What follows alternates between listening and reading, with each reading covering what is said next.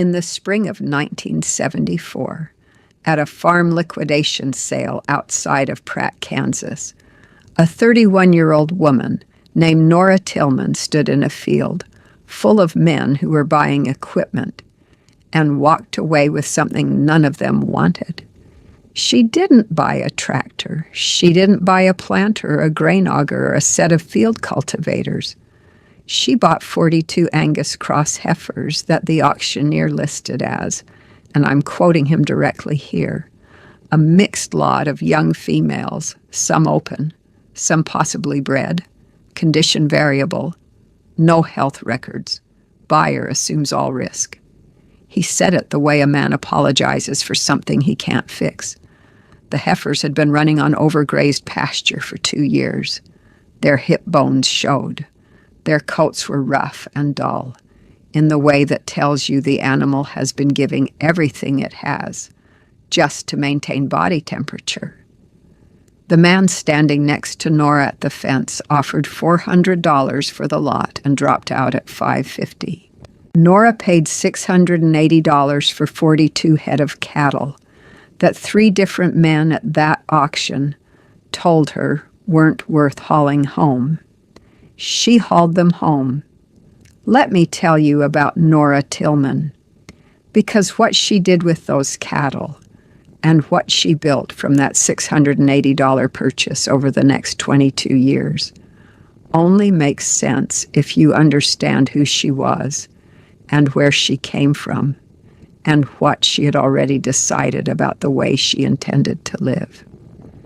Nora was born in 1943 on a section of mixed grass prairie in Pratt County, Kansas, the second of 4 children and the only one who never seriously considered leaving.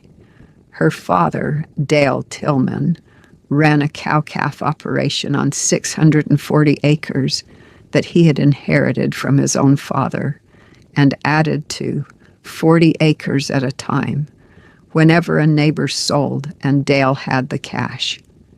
That last part matters. Dale Tillman never borrowed money for land.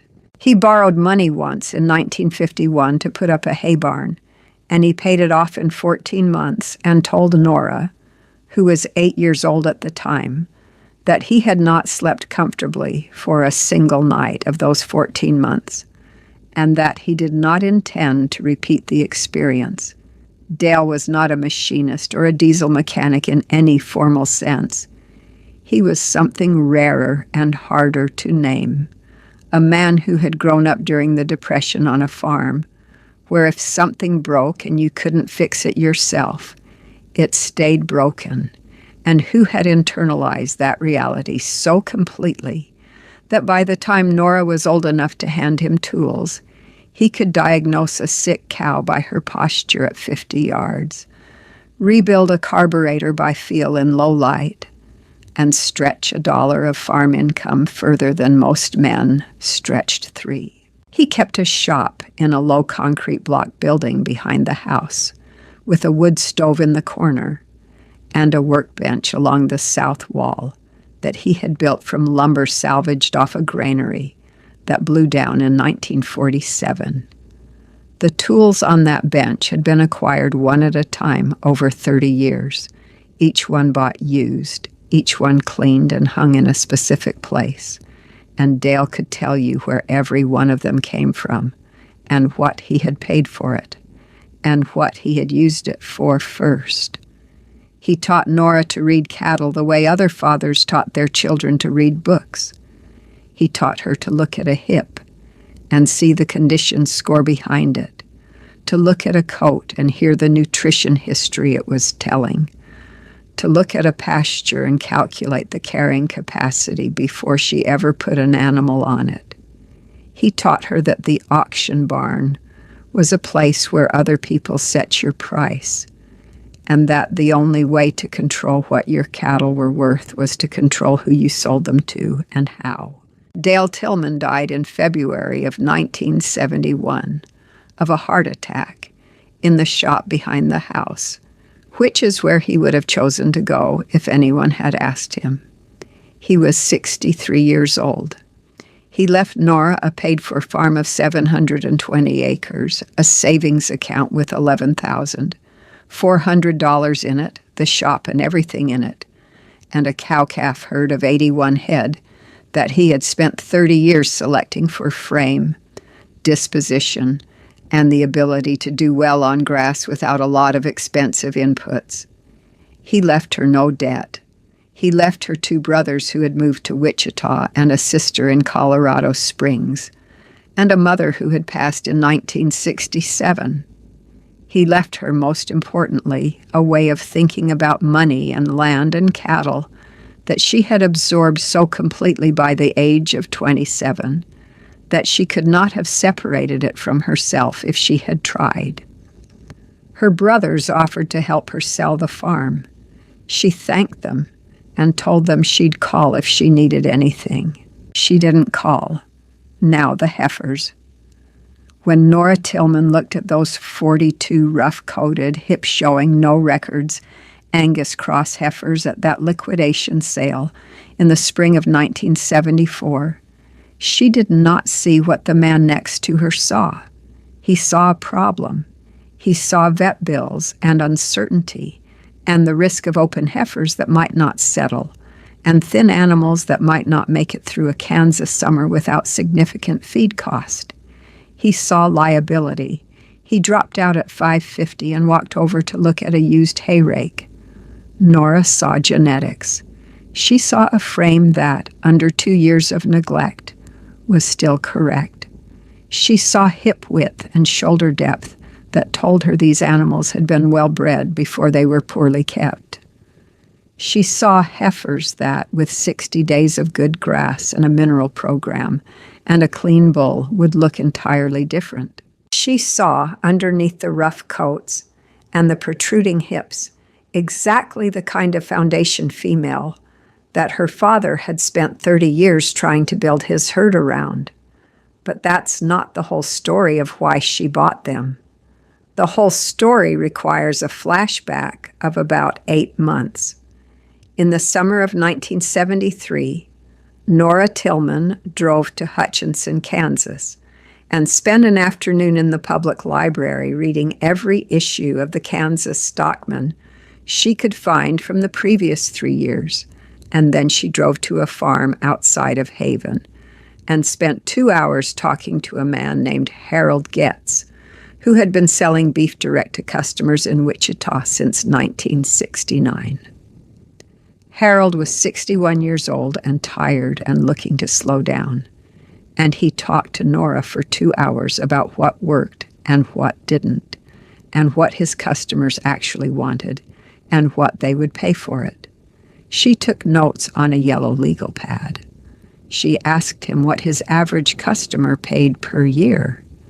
He told her. She asked him what his cost of production looked like compared to auction prices. He told her that too. She drove home and sat at the kitchen table with her father's ledger and a sharpened pencil and worked the numbers for 4 hours. What she was building before she ever bid on a single heifer was a direct sale beef operation. Customers in Pratt and Kingman and Wichita who would buy a quarter or a half or a whole beef, custom processed at a USDA-inspected locker plant in Pratt, paid by the hanging weight, picked up or delivered. No auction, no commission. No price set by whoever happened to show up at the sale barn on a Tuesday morning in November when the market was soft and the buyers were full. Her price, her relationship, her customer. She had already talked to the locker plant in Pratt before she ever went to that liquidation sale. She had already driven to Wichita twice and knocked on doors in 3 neighborhoods and come home with 11 signed commitments from families who said they would buy a quarter beef if she could deliver it by the following fall. 11 families before she owned a single heifer. That's why nobody understood the purchase. They were seeing impulse. They were watching execution. The story traveled the way all stories travel in small farming counties, from the sale barn to the feed store on Main Street in Pratt, from the feed store to the co-op elevator, from the co-op to the lunch counter at the Rexall, from the lunch counter to the church parking lot on Sunday. A woman bought 42 head of sorry-looking heifers for $680 and hauled them home in 2 loads. The version that circulated had the heifers getting sorrier with each retelling. By the time the story reached the church parking lot, they were practically falling off the trailer. Her brother-in-law, a man named Gary, who worked at the Pratt County Farm Bureau, called her on a Tuesday evening and asked, in the careful tone of a man who thinks he is being kind, what exactly she planned to do with those cattle. She told him she planned to sell beef. He told her the auction barn was the way people sold beef in Pratt County, and always had been. She told him she understood that. He told her he was just trying to help. She told him she appreciated it. She hung up and went out to check on the heifers. Let me tell you about the build, because this is where Nora Tillman proved that her father had taught her something that cannot be purchased at any price and cannot be borrowed from any bank. The heifers came home in April of 1974. She put them on her best native grass pasture, 160 acres of mixed blue stem and side oats grama in the southwest corner of the farm that Dale had never overstocked and had rested every 3rd year since 1958. She put out a mineral mix heavy on phosphorus and copper, which she had calculated from a soil test and a body condition assessment, not from the tag on a bag at the co-op. She turned a clean Angus bull in with them in May. By July, you would not have recognized those cattle. Their coats had shed out smooth and black. Their condition scores had climbed from a 2 to a solid 4. 37 of the 42 heifers settled on the first breeding. The 5 that didn't, she sold at the auction barn in August, which was the only time that year she set foot in the place, and she got more per hundredweight for those 5 than the man next to her at the liquidation sale would have paid for all 42. The calves came in the spring of 1975. 34 live calves out of 37 bred heifers, which is a calving rate that a lot of established cow-calf operators in Pratt County would have been proud of. She lost 1 heifer to a difficult birth and 2 calves in the first week. 34 calves. She kept the heifers and sold the bull calves as finished beef. That was the plan. The finishing program was her father's thinking applied to a new problem. Dale had always believed that Kansas grass, properly managed, could put more gain on a calf at a lower cost than any feedlot ration, and that the reason people didn't believe this was that they were comparing grass-finished beef to grain-finished beef on the wrong terms. They were comparing it at the auction barn, where both sold by the hundredweight to a packer who set the price. Nora was not selling to a packer. She was selling to a family in Wichita who wanted to know where their beef came from and was willing to pay a premium to know it. Her cost structure in that first full year, 1975 and into 1976, looked like this. Heifer purchase, amortized over the productive life of the herd, negligible. Pasture, owned outright, no lease, no payment. The grass was there because her father had taken care of it. Mineral and veterinary, $41 per cow per year, which she tracked in the ledger to the penny. Bull service. She bought a registered Angus bull in 1975 for $900, paid cash, and used him for 6 years, which works out to $150 a year. Processing at the Pratt locker, $42 per animal, paid by the customer as part of the hanging weight price. Her price to the customer was $1.89 per pound hanging weight for a quarter beef. The auction price for comparable calves that year was running between 42 and 48 cents per pound live weight. She was not playing the same game. By the end of 1975, she had 23 regular customers, not 23 sales, 23 families who had bought beef from her that year and called her in the fall to reserve their animal for the following year. She kept their names in a notebook that she bought at the Rexall for 35 cents. She wrote down what they bought, when they picked it up, and whether they had any requests for the following year. One family asked if she could hold back more of the short ribs. She told the locker. Another family asked about ground beef by the pound, separately from the quarter. She worked out a price. She treated every customer like a neighbor, because most of them were the neighbors of neighbors. And in Pratt County in 1975, that meant something. If you have ever watched a community underestimate someone, and then watched that person quietly build something the community couldn't see until it was already done, stick with me. Hit subscribe so you don't miss the next story I'm telling, because the part that's coming is the part that Nora Tillman never talked about in public until she was 60 years old. Let me tell you about what happened over the next several years, because this is where the story stops being about cattle and starts being about something else entirely. Between 1975 and 1979, Nora Tillman ran her direct sale operation with the same discipline her father had applied to everything he touched.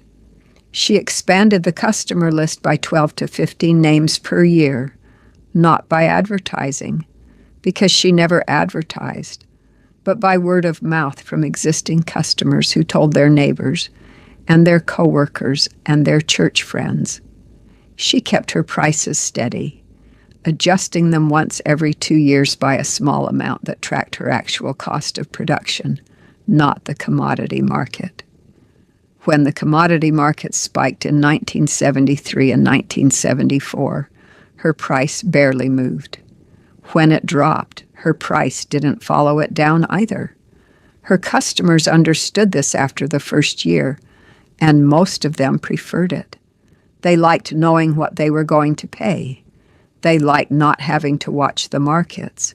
She was saving in those years between $4,000 and $6,000 per year, above her operating costs. She kept the money in a savings account at the First National Bank in Pratt and a second account at a savings and loan in Kingman, because her father had taught her not to keep everything in one place. She did not invest it in the stock market. She did not put it into equipment upgrades she didn't need.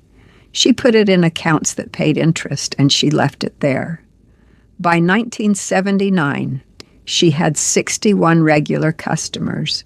She had expanded the herd to 112 cows. All of them descended from those original 42 heifers, or purchased as replacements using the same eye her father had given her. She owned every acre she farmed. She owed no one anything.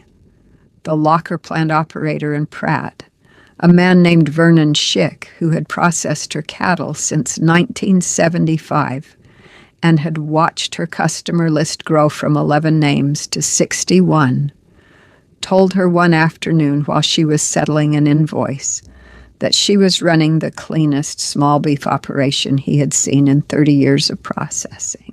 He said it matter-of-factly, the way a man states something he has observed and verified. She thanked him and asked if he could add a second pickup day in October because her fall customers were backing up. He said he could. The word had stopped being funny sometime around 1977. The story that had traveled from the sale barn to the feed store to the lunch counter in 1974 had been a story about a woman who didn't know what she was doing. By 1977, the story was different. Farmers telling other farmers something they had seen with their own eyes. Her cattle are finished on grass, and they look like feedlot cattle. She's getting $1.89 hanging weight, and her customers are calling her in August to reserve for November. The feed store version and the co-op version and the lunch counter version had all shifted, not to admiration exactly, not yet, but to a kind of cautious acknowledgement that something was working that wasn't supposed to work. Gary, her brother-in-law from the Farm Bureau, stopped by in the fall of 1978 and walked the pasture with her for an hour without saying much. When they got back to the gate, he took his cap off and rubbed the back of his neck and said the cattle looked good. She said thank you. He said he hadn't thought it would work. She said she knew. He put his cap back on and drove away, and that was as close as Gary ever came to an apology, and Nora considered it sufficient. Now let me tell you about what happened in the early 1980s, because this is the part that Nora Tillman had not planned for and did not need to plan for, because her father had already planned it for her without knowing it. You know what happened in the farm economy in the early 1980s? Interest rates climbed above 18%. Land values, which had been rising through the late 1970s and had convinced a generation of Pratt County farmers to borrow against their equity to buy more ground and more equipment and expand their operations, collapsed. Corn dropped below $2 a bushel. Cattle prices at the auction barn fell to levels that didn't cover the cost of production for operators who were carrying debt. The farm credit system was calling notes. The Farmers' Home Administration was processing more loan defaults in a single year than it had in the previous decade combined. Farms that had been in families for 3 and 4 generations were going to auction. In Pratt County specifically, between 1981 and 1986, 43 farm operations were sold at distressed prices or foreclosed. Nora knew most of those families. Some of them were her customers. Some of them were people her father had farmed next to for 30 years. She watched it happen with quiet sadness, not with satisfaction. Not because she was better than them, but because she understood what had happened. They had built their operations on borrowed money during good times, and the borrowed money had become a trap when the times changed. They were not bad farmers. Several of them were excellent farmers. They were farmers who had trusted that the good times were structural rather than cyclical, and her father had spent 30 years teaching her that the only thing you could trust was what you owned outright.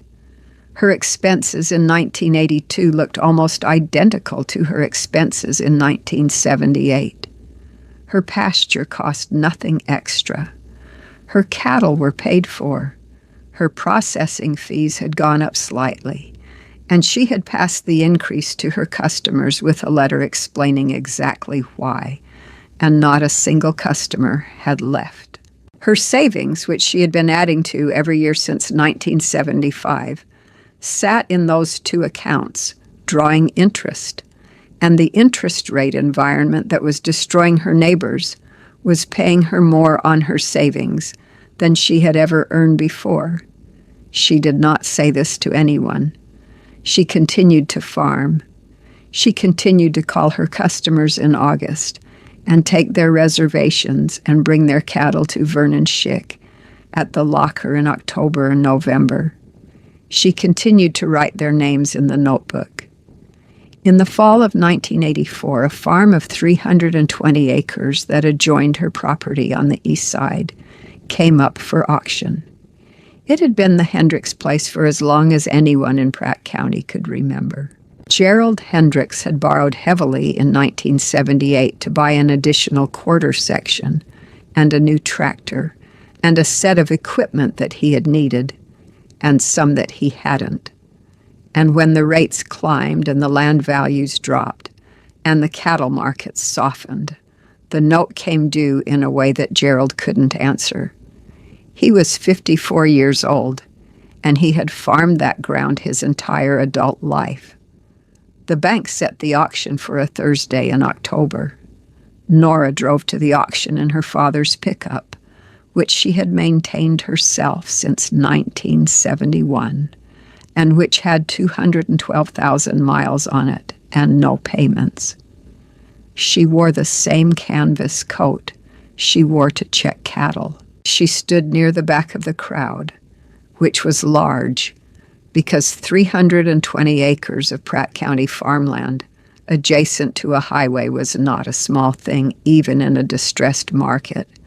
And there were land speculators from Wichita and a farm investment group from Kansas City that had been buying distressed land across the county for 18 months. The bidding opened at $400 an acre.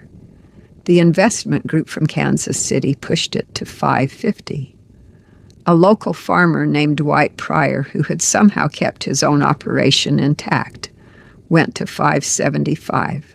The Kansas City group went to $600. Dwight dropped out.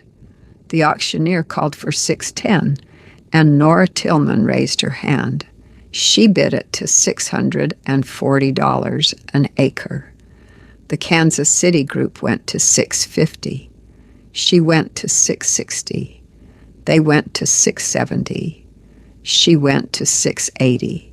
They paused, and in that pause she raised her hand again and bid $700 an acre. And the Kansas City group did not respond, and the auctioneer called it 3 times, and it was done. 320 acres at $700 an acre, $224,000.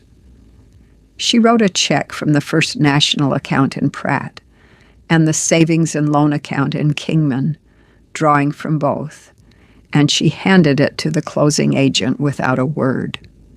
The crowd went quiet in the way that a crowd goes quiet when it is rearranging everything it thought it knew. Not polite quiet, not respectful quiet. The kind of quiet that happens when a community-level assumption collapses in public and everyone present feels it at the same moment.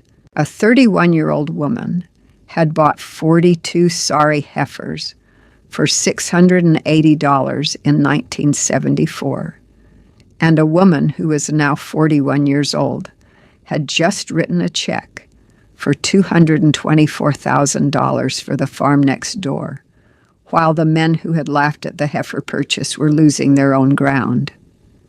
The arithmetic was visible to everyone in that field, and nobody said anything because there was nothing to say. Gerald Hendricks was standing near the fence line when the gavel came down. He was not looking at the auctioneer. He was looking at Nora. She walked over to him and shook his hand and told him she was sorry about the circumstances. He nodded. He said he hoped she'd take care of the place. She told him she intended to. He said his father had put in the windbreak on the north side in 1938. She said she knew. She'd always admired it. He nodded again and walked to his truck, and that was the last time they spoke. And Nora carried that conversation with her for the rest of her life. Let me tell you how this ends, because the ending is the part that Dale Tillman would have understood without a word of explanation. Nora farmed the expanded operation, 1,040 acres of owned, paid-for Pratt County ground, for another 12 years after the Hendricks purchase. She grew the customer list to 107 families by 1991. She raised her prices 3 times in that period, each time with a letter to her customers explaining her cost of production, and each time she lost fewer than 5 customers, all of whom came back within 2 years. She never advertised. She never sold at the auction barn after 1975, except to cull animals she didn't want in the breeding herd. She kept the notebook. Her niece, a girl named Cassie, who was Dale Tillman's granddaughter and had grown up spending summers on the farm, came back to Pratt County in 1993 at the age of 22 with a degree in agricultural business from Kansas State and a clear-eyed understanding that the thing she wanted to do with that degree was learn what her aunt had built and why it had worked. Nora put her to work, not in an office, in the pasture and in the shop, and at the locker plant standing next to Vernon Schick, learning how a hanging weight was calculated and why it mattered, and at the kitchen table in the evenings, going through the ledger year by year from 1974 forward. Cassie was 15 when Nora showed her how to use the post hole digger and the wire stretcher, and she was 23 when Nora sat across from her at that kitchen table and opened the ledger to 1974 and said, "Here's where it started, and here's what it cost, and here's what it became, and now I want to show you how to run it."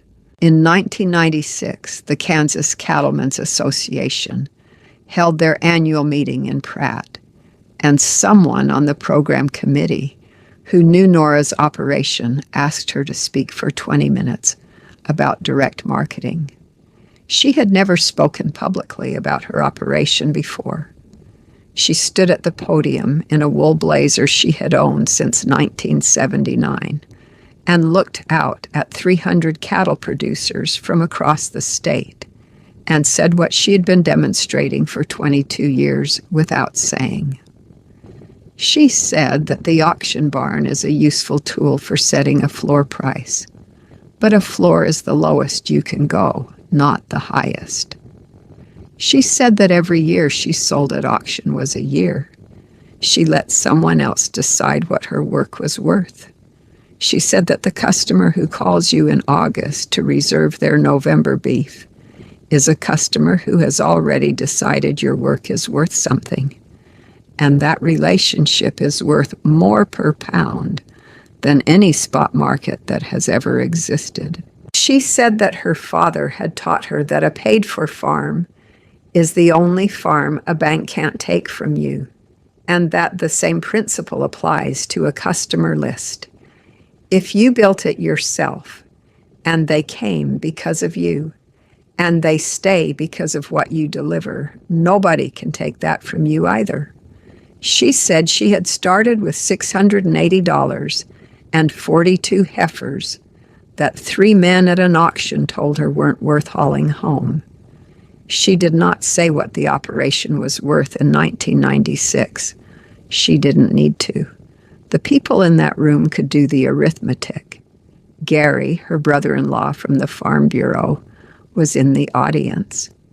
He had retired the year before. He found her afterward in the hallway and shook her hand and held it for a moment longer than a handshake requires, and said that her father would have been proud. She said she thought he already knew. Gary smiled at that, and Nora Tillman smiled back, and that was the end of a conversation that had started in 1974, when he called to ask what in the world she planned to do with those cattle. What do you see when you look at 42 rough-coated, hip-showing heifers at a farm liquidation sale? Most people see a problem. Nora Tillman saw a foundation. Most people see liability. She saw genetics. Most people see a bad investment. She saw the first page of a ledger that would run for 22 years and end with a paid-for farm and 107 families who called her every August.